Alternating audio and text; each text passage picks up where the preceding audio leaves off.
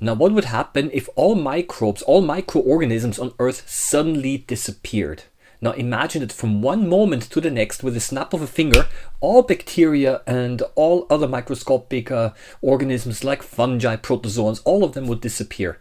Well, the consequences are going to be devastating, and I would like to explore that with you. Hi, hello, and welcome again. I'm Oliver, Microbehunter here. Now, how can we even predict such an event, which appears to be purely hypothetical?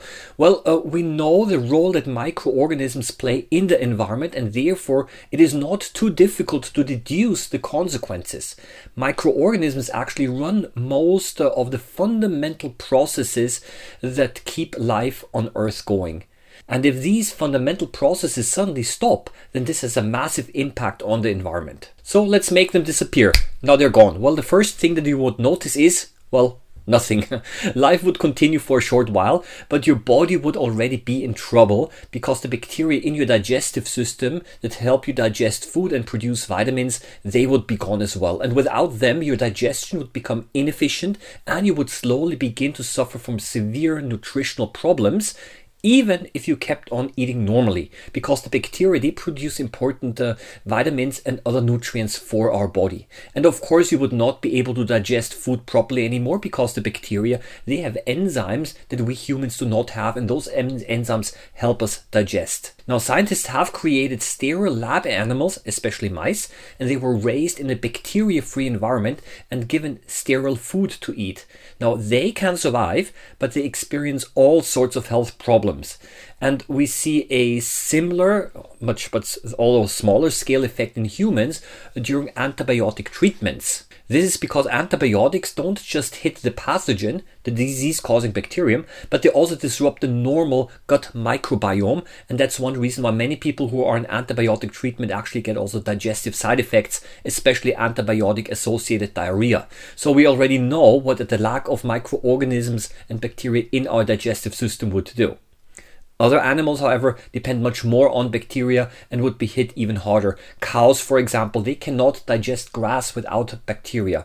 And even insects like termites, they would suffer because they depend on bacteria to digest wood. Consequently, a huge number of species would begin dying out very quickly. And at the same time, something enormous would happen in the oceans. The photosynthetic microbes, especially so-called cyanobacteria and microscopic algae, they produce roughly half of the oxygen in Earth's atmosphere. Now, if they were gone, a major part of the global oxygen production would basically stop immediately. Oxygen levels would start to drop and carbon dioxide would also build up. The composition of the atmosphere and the oceans would change dramatically. Anyone who has a home aquarium knows what happens when carbon dioxide and oxygen levels go out of balance. The fish and the plants die quite quickly, and then you can spend an afternoon cleaning out the aquarium, flushing down the dead fish the toilet. You probably already see that I'm talking from experience here. Yeah, and then another strange thing would happen. Nothing would rot anymore. Dead plants, dead animals, fallen leaves, waste. Yeah, all of this would accumulate. Normally, microorganisms break down the organic material and recycle the nutrients back into the ecosystem, but without them, this recycling system actually stops completely, and the flow of matter that keeps the ecosystem running, it's the so-called the carbon cycle, essentially freezes and comes to a standstill. We already see something similar in freezing Arctic regions happening. There it is too cold for bacteria to be active, and waste such as sewage, well, it doesn't really decompose very well there, and it has to be treated separately. Well, let's put it into simpler words. Poop won't break down, it's gonna stay poop, and it's pretty disgusting.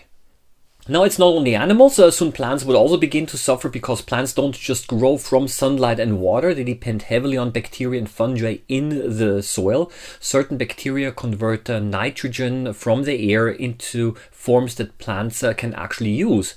And fungi, they also play an important role. They help the plant roots absorb nutrients. Other microorganisms, they recycle the organic matter into usable chemicals for the plants. So those bacteria and fungi provide the plants with essential substances that it needs to grow. And if you remove these partners, then the plant effectively they starve. Now, we have seen something similar already happening before.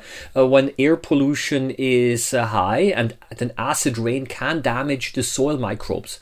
And as a consequence, the trees, they also die. And this is how trees damaged by acid rain actually look like. They will lose their leaves and they will start to look almost like toothpicks in the landscape. It's all been here already before. There's nothing new here. And these plants are pretty sad looking. And once the plants fail, the food chains collapse. Herbivores, these are plant eaters, they lose their food source. And when the herbivores disappear, then the predators that eat the herbivores, they follow. This happens both on land and also in the ocean. Now in the sea, microbial phytoplankton from the very base of the food web, and this phytoplankton catches the sunlight for photosynthesis. And without the phytoplankton, there is no energy entering the system. As a consequence, the fish populations would crash and marine ecosystems would collapse, I would say, completely, entirely. And this basically means that essentially, life will die both on land and in the sea. And here too we have a real life experience. Let's have a look at the tropical rainforest, for example. The plants in the rainforest are responsible for catching the sunlight to supply the food chain with energy. Now what happens when you cut down the forest? Well, obviously when the plants are gone, well then so are the animals that feed on the plant and the animals that feed on the animals and the animals that feed on the animals that feed on the animals. I mean, you get the idea. The whole food chain starts to stop and basically remove the energy producing plants at the beginning, and then everything that follows will also suffer. I mean, you get the idea. Now when all of these microorganisms are gone, and over the following weeks or so, the Earth's major chemical cycles will begin shutting down. And one of these, the most important ones, is the nitrogen cycle. Near all usable nitrogen on Earth is processed by microbes. The nitrogen is essential for proteins and DNA, and in other words for life itself. And without microbial nitrogen processing, the soils lose fertility, agriculture fails, and the plant life disappears globally. And eventually this whole cascade leads to mass extinction. Plants die, animals die, microbes die. Well, no, actually not, because they're already gone anyway. Their absence started the whole thing. Ecosystems collapse worldwide and human civilization would not survive long. Agriculture would fail, wastes would accumulate, and the food production would stop. So the key idea here is quite simple. Microorganisms are Earth's recycling system, Earth's chemical engineers, and also the foundation of many food chains. And remove the recycling, remove the nutrient cycles, and remove the base of the food web, and life as we know it actually stops to exist and cannot continue. Now let's talk about the so-called elephant in the room. Will this ever happen? Is this something that we have to worry about? An additional thing to worry about? No, it's definitely not going to happen. Quite the contrary is true. Microorganisms probably will outlive all of us because they're extremely resilient and are able to adapt very quickly to changing environments, much faster than all of the higher plants and animals are. Nature is very interconnected for sure. And if you take one element away, then the whole system starts to shake and maybe even break down.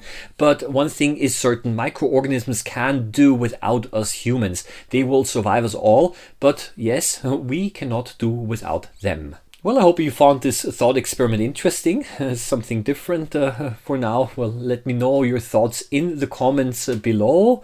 In any case, I wish you all the best. Happy microbe hunting as always, and hope to see you again in the next video. Bye bye.